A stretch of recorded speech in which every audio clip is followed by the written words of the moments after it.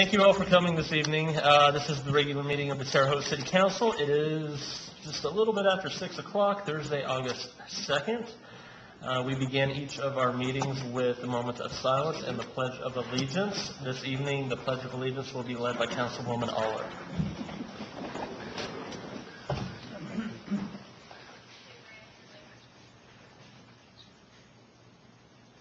I pledge allegiance to the flag of the United States of America and to the republic for which it stands, one nation, under God, indivisible, with liberty and justice for all. Roll call, please, Michelle. Councilperson Aller. Here. Councilperson Azar. Azar here. Councilperson Crossan. Councilperson Devon. Here. Councilperson Elliott. Here. Councilperson Garrison. Garrison. Councilperson Morris. Here. Councilperson Nasser. Present. Councilperson Nation. Nation. 8 are present, 1 is There you go, absent. thanks, Tom. You'll have to. At this time, we allow for 30 minutes of public comment on any items not on the agenda. We have the agendas up front here. There aren't a whole lot of items on the agenda this evening, so you're probably pretty good speaking about whatever if you're up here.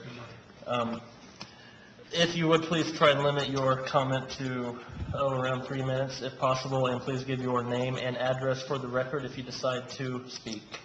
Having said that, we'll go ahead and open up the time for public comment. My name is Donald Hyde. I live at 1411 Poplar Street, Terre Haute, Indiana. I have been coming for over a year now, and I've had a friend tell me that I'm not being very clear. So I have spent the last month or so thinking of 4 things that I've been trying to say, and I'm going to clarify them. And so tonight I'm going to speak on the first of those 4. The number one thing that every single human being needs is air. Air. Thing you can't see, it's everywhere, and without it, nobody lives. Now, why am I bringing that up? I'm bringing that up because of several reasons. You, the City Council, have the power to regulate the air quality in Terre Haute. Nobody else does. You do. Now, you can't fully regulate it and keep business happy like you should. But that's been true from the beginning. Second of all, there are things you can't do anything about. But one thing that long ago the former leaders did was they knew that the people had to get out of their homes, they had to get out of the workplace, and at least once a week go to somewhere where they could breathe clean air. And that's when they made the parks. And the parks were financed by the city and the county, and that was why they were there. Now, the reason the parks were there, I don't need to tell you what you don't already know, but I'll remind you. The air wasn't clean back then. Wood was being burned for heat. Wood was being burnt for industrial usage. The soot filtered into the air and made everything filthy. And it got into your lungs. Now, mind you, in the 1880s through the 1900s, they had no clue, no real clue, of what caused people's illnesses. So they didn't make any laws about it because they didn't know. Not like we do now. Nonetheless, they said, even the rich people said, they need to have parks to get out, get some fresh air. There was all kinds of breathing problems. And that fresh air would help them out. Now, through time, we've cleaned up the air a little bit, and we did a better job of managing it. And then other things come along, and for some reason, for whatever reason, I'm really not going to argue that, nor do I have the time to put them all out. People stopped going to the parks. And the city council, for some reason, and the mayor, believed that, nobody uses the parks, therefore we can get rid of them. I think that was the biggest mistake has been made in the last 20 years, is to getting rid of several of our parks and not replacing them. Second of all, air is cleaned by one thing in nature more than anything else. It's our trees. And in my lifetime, and in most of your lifetime, you can remember when the trees were very tall and they produced shade. Now, I mention the word shade because the other problem with air is air comes in many temperatures. In the summertime, it's real hot and humid, and that makes it hard for people to breathe. And people, the young children and the old people that have breathing problems, it's not helpful. They can get out, they go to the park, they can breathe fresh air. But the heat's the other problem. Now, we built swimming pools, and we had swimming pools in our parks in the heat. And we once had sprinkler system when I was a kid. They didn't have too many pools, but they had in every one of the city parks, they had a little thing that would squirt up water in May, June, and July, especially July. And we'd run through the thing, and it would cool us off. In other words, it would affect not only the body temperature, more important than that, the temperature of the air that the kids and adults were breathing. It helped. I don't know of any place in Terre Haute that has that right now. And in any of the parks, and not too many people have it. Again, this is things that the city council can do something about. It doesn't cost much money. My point's this. The other thing is, and this is where I want to wrap it up because I don't want to go too much past 3 minutes like you want. I'll try and keep it under 5. It's cold. Now, this is the real problem we have in Terre Haute with the poor and the elderly. You have to breathe. I don't care who you are, rich, poor, what color, what race. If you're a human being, if you're an animal of any kind, you have to breathe.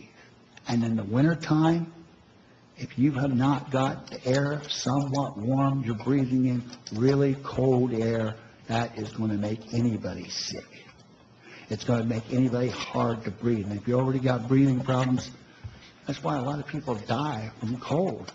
It's not that they freeze to death. It's they stop breathing because they can't breathe. If you would wrap it up, please. Yeah. The city council has the power to do something about this. Now, I'm not coming up here telling you I know the answers. I only have ideas.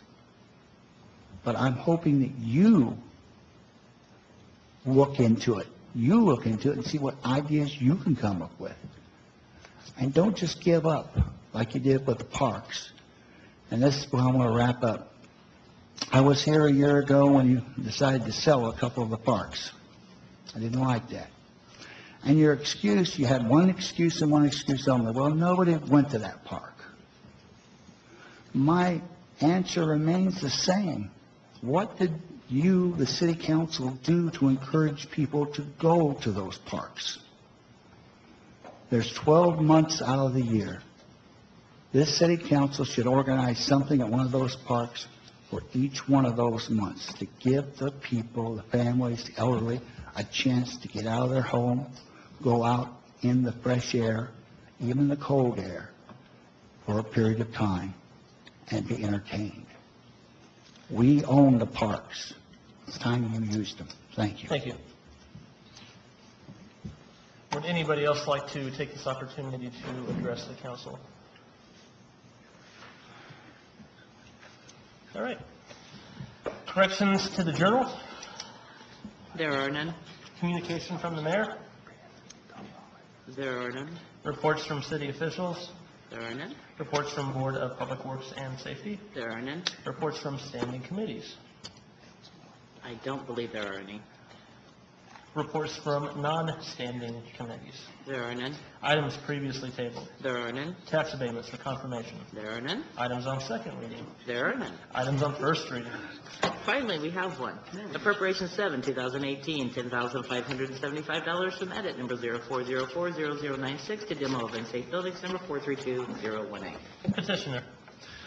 This is our request to have collections from demolition liens put back into our budget so we can demolish more houses. That's, you've had these several times before. Is there anybody from the public who would like to speak on Appropriation 7, 2018? Yeah, but I mean, you can't. Council. Mr. President. Councilman Nation. Dean, would you like to remind us all of who you are and who you're representing? My name's Dean Branson. I'm the real estate administrator with the Department of Redevelopment. I'm sorry. Thanks, buddy. Mr. President, if there are no questions, I move for, well, let's see, this is one that we have to vote to be able to vote on, right? That's correct, yes. I move that we vote to be able to vote on this appropriation. It has been moved by Councilman Nation, seconded by Councilman Nasser, that we take action on Appropriation 7, 2018 this evening. Those in favor, say aye. Aye. Opposed? Okay, we can now take action on that. Mr. President, Councilman Nation. I move for approval of appropriation number 7, 2018. It has been moved by Councilman Nation, seconded by Councilman Nasser, that we approve Appropriation 7, 2018. All those in favor, say aye. Aye. Opposed? Passes. Thanks, Dean. Thank you. Next item, please. Resolution 10, 2018, designating an area commonly identified as 501 South Airport Street, Terre Haute, Indiana, as the economic revitalization area for the purpose of continuing personal property tax abatement.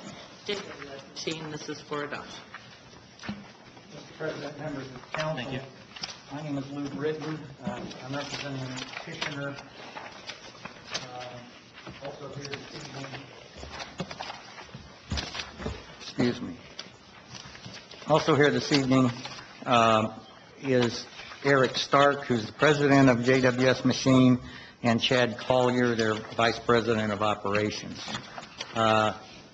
If I get distracted, it's because I have to watch Michelle, because she told me I had to stretch this out for long enough that George can keep his record for the shortest meeting.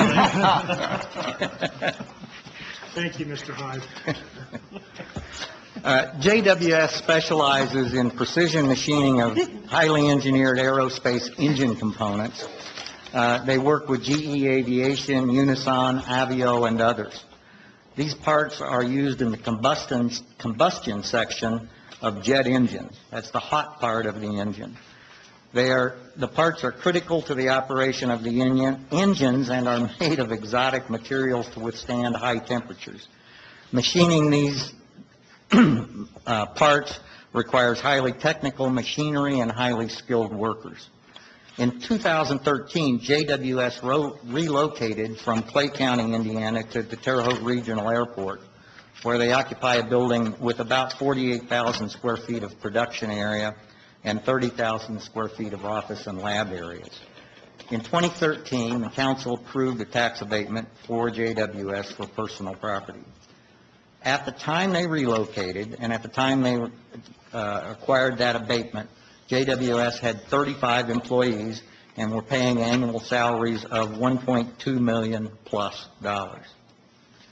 JWS currently employs 75 people at the Terre Haute facility with annual payrolls in excess of $3,200,000. In 2018, JWS paid $49,000 in property taxes and more than $51,500 of local income tax on behalf of its workers. JWS is currently hoping to expand its Terre Haute facility. This expansion would involve the purchase of some technical machines, which I've described in the memo I gave you. I won't even try to tell you what those do, but if you've got a question about what they do, I'm sure Mr. Stark can shed some light on this subject. I want to point out that JWS is an operating entity of a larger entity known as Altitude Industries, LLC. Altitude operates similar manufacturing facilities at 6 locations across the country. JWS is competing with other facilities owned by Altitude to obtain this expansion project. Getting the tax abatement for the project will assist JWS in its endeavor to get the expansion located here. This project is intended to increase market share for JWS with its current customers and increase its total customer base. The estimated cost of the equipment is $5 million. They expect to hire 8 new employees with annual salaries of $400,000. The city's scoring sheet for this project indicates that it qualifies for a 10-year abatement. I also want to note to you that since this facility is located in the airport TIF area, JWS is submitting its abatement request to the airport for approval by them, and it is expected that their board will act on it next week. JWS has also submitted its abatement agreement to the city for approval by the Board of Public Works. That's on their agenda for August 13, 2018.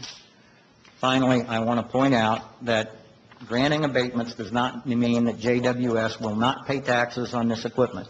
They will continue to pay the taxes they're paying now.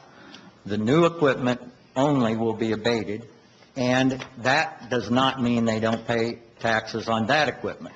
The taxes are phased in, and over the 10 years of the abatement, it will generate an additional $138,000 in personal property taxes. If there are any questions, I'll be happy to answer. Thank you. Is there anybody in the audience who would like to speak on Resolution 10, 2018?